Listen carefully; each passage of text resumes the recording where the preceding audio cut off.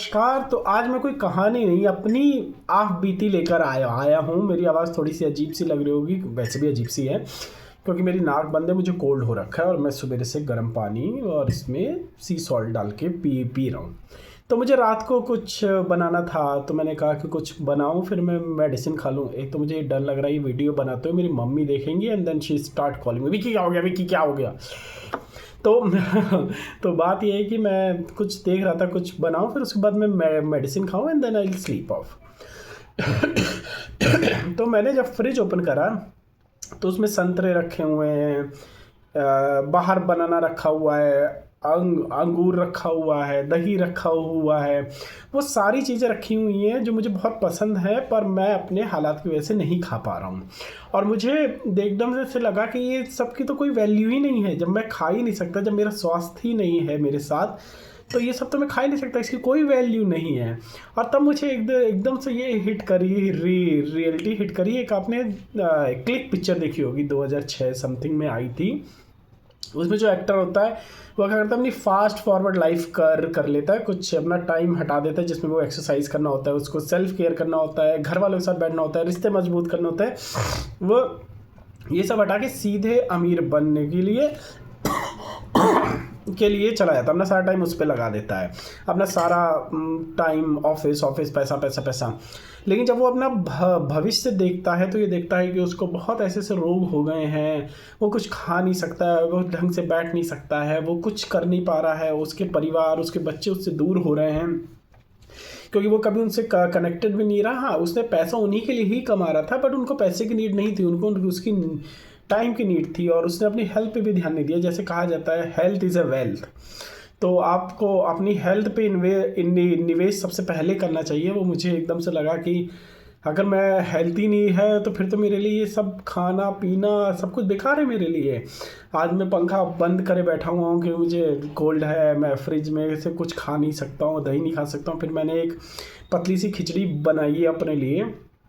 तो जब मैं योगा भी सिखाता था तो मेरे 2 क्लाइंट थे, तो दोनों ही बहुत ही कंट्रास्ट थे। एक था वो हमेशा वो करता रहता था, नहीं सर मैं एक ही क्लास लूँगा वीक में, और जबकि ही वॉज वेल ऑफ, काफ़ी रिच था। कहता नहीं एक ही क्लास लूँगा, और प्लस वो अधिकतर क्लास भी कैंसिल करता रहता था क्योंकि उसकी ऑफिस मीटिंग खिंच जाती थी। वो प्लान कर रहा था कि उसको हायर पोजीशन पे जाना है, और उसके हेल्थ की बैंड बजी हुई थी, वो ज़मीन पे बैठ नहीं सकता था, वो मुड़ के नहीं देख सकता था, उसका पूरा शरीर जैम था। तो मैं उससे यही कहता रहता था कि अगर आपको पैसे देने का इशू है तो मैं आपको फ्री में सिखा दूंगा, लेकिन आपका हेल्थ बहुत ख़राब है। तो कह रहा नहीं मेरे को टाइम ही नहीं है, मैं पूरा दिन ऑफिस के ही काम में बिजी रहता हूँ। उसका पूरा ही शरीर ख़राब हो चुका था वो। फिर उसने मुझे एक दिन कहा कि एक दिन वो बिस्तर पे लेटा हुआ था और उसको एकदम से लगा कि उसका शरीर जैम हो गया, वो हिल नहीं पाया। उसने ज़्यादा कोशिश करी तो वो बिस्तर से नीचे गिर गया। तो उसने मुझे कहा कि मुझे एकदम से लगा कि मैं उस टाइम एक अपने दीवार पे लिखूं वाई आई एम अलाइव। तो मैंने उससे बोला कि लेकिन आप ये भी लिख सकते हैं but still I am alive. तो अभी भी बहुत होप है, आप कीजिए। पर उन्होंने नहीं करा, वो उनको इंटरेस्ट नहीं था, उनको हेल्थ के रिगार्डिंग कोई इंटरेस्ट नहीं था। दूसरी तरह जो मेरी एक क्लाइंट थी, वो 60-65 साल की होंगी, और उनकी बेटी हमेशा ये कहती थी कि सर आप रोज़ आइए, आपको जितना पैसा चाहिए आप लीजिए, आप रोज़ आएंगे। मेरी मदर को पूरा 1 घंटे या 1.5 घंटे की एक्सरसाइज मस्ट है, उनको करनी ही पड़ेगी, तो वरना उनका हेल्थ बहुत ख़राब हो जाएगा। तो मैं उनसे कहता हूँ कि आप बहुत पैसा लगा देते हो, क्योंकि मेरा क्लास थोड़ा एक क्लास महंगा था। तो मैंने कहा आपको तो बहुत पैसा लग जाएगा, मैं मेडिसिन में पैसा लगाऊं, फ्यूचर में जाके पैसा लगाऊं, इनको दुख भी दूं और सब कुछ करूं, उससे अच्छा मैं आज इन्वेस्ट कर दूं।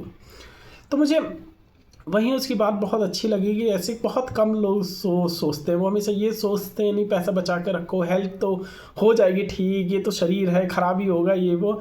लेकिन उस लेडी ने कहा मैं अपनी मदर पे जितना पैसा कहोगे सर मैं लगाने को राजी हूँ, पर आपको रोज़ आना पड़ेगा।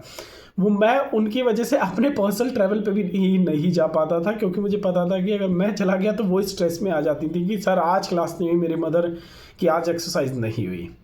तो पूरी कहानी का सारांश है कि अगर आपका स्वास्थ्य आपके साथ है तो पूरा जहां आपके साथ है। अगर आपका स्वास्थ्य आपके साथ नहीं तो आपका पैसा, आपका बड़ा मकान, आपका मखमली गद्दा, आपके 56 भोग, आपके रिश्ते कुछ काम नहीं आएगा।